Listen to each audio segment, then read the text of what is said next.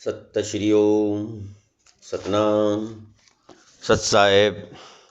हे सत्संग प्रेमियों, हे साध संगत, आज हम आपके सामने बीजक की रामायणी नंबर 27 को लेकर के उपस्थित हुए हैं।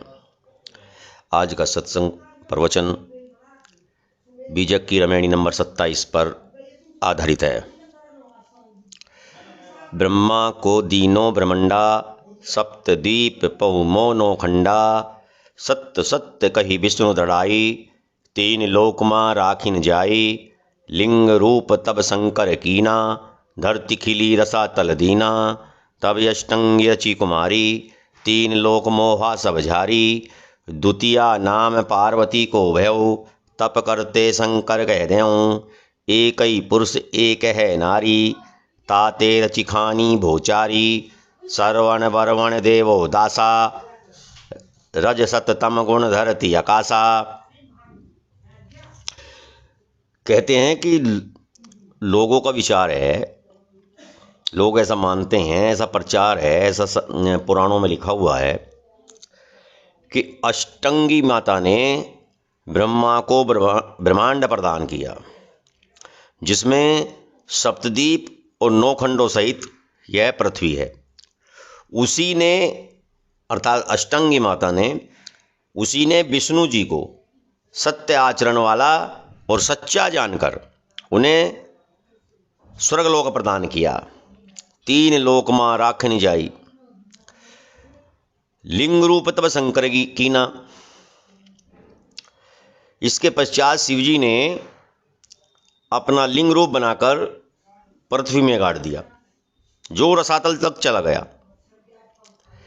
आद्याशक्ति ने उन्हें रसातल का आधिपत्य सौंप दिया। तप करते शंकर कह देऊं, द्वितीया नाम पार्वती को भयऊं।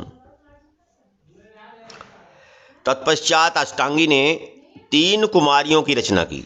ये लक्ष्मी, सरस्वती और सती के नाम से सुविख्यात हुई। ये तीनों अपूर्व सुंदर थी और इनके सम्मान में तीनों लोक भी मोहित हो गए, अर्थात ब्रह्मा विष्णु शिव भी मोहित हो गए। आद्याष्टांगी ने सरस्वती को ब्रह्मा जी को, लक्ष्मी को विष्णु जी को और सती को शंकर जी को सौंप दिया। परंतु दक्ष यज्ञ में प्राणों का विसर्जन कर सती जल मरी और इसके पश्चात वे पार्वती नाम से पुनः जन्म लेकर घोर तपस्या करके पुनः शिव जी को प्राप्त हो गई। द्वितीया नाम पार्वती को भयऊं, तप करते शंकर कह देऊं। एक ही पुरुष एक ही है नारी, ताते रचिखानी भोचारी। एक पुरुष और एक नारी अर्थात प्रकृति, एक पुरुष अर्थात चेतन वर्ग और दूसरा नारी अर्थात प्रकृति वर्ग, इन्हीं से चारों खानियां विस्तारित हैं, पैदा हुई हैं।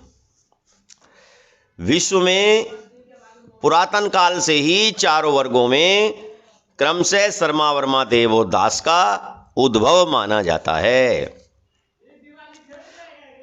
अर्थात सतोगुण प्रधान मनुष्यों को ब्राह्मण, रजोगुण प्रधान मनुष्यों को क्षत्रिय और रज और तम मिश्रित जो हुआ उन्हें वैश्य तथा केवल तम प्रधान मनुष्य जो हुए उन्हें शूद्र अर्थात दास की पदवी दी गई। कहने का अर्थ यह है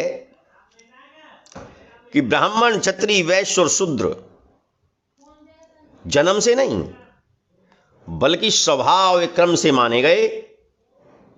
कालांतर में, पौराणिक काल में जैसे जैसे पौराणिक काल बढ़ा,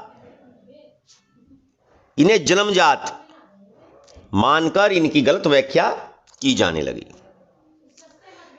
कर्म के आधार पर, आधुनिक काल में कर्म के आधार पर कोई जाति नहीं है। वैदिक काल में कर्म के आधार पर जातियां मानी जाती थी, जो अति उत्तम था। इस तरह मनुष्यों में भ्रांति फैल गई और अंतोत्कतवा गुणों का मूल्य न रहकर केवल जन्म का ही आधार रह गया।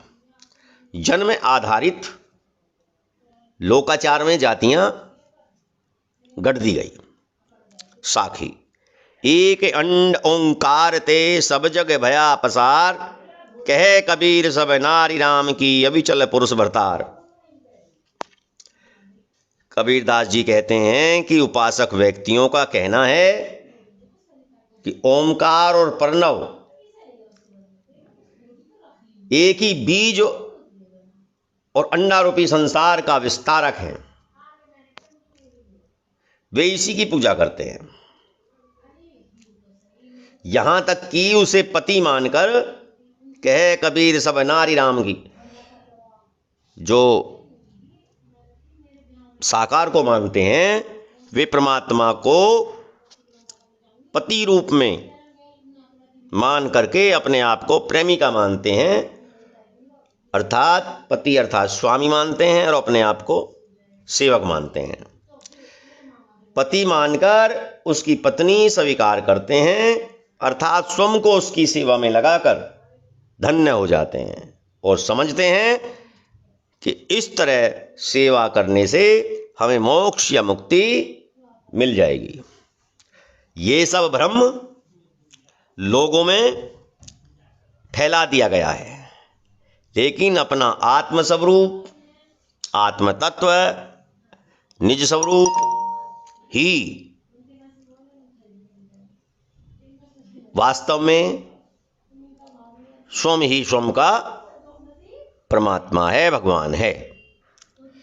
सत्य श्री ओम सतनाम सत्साय।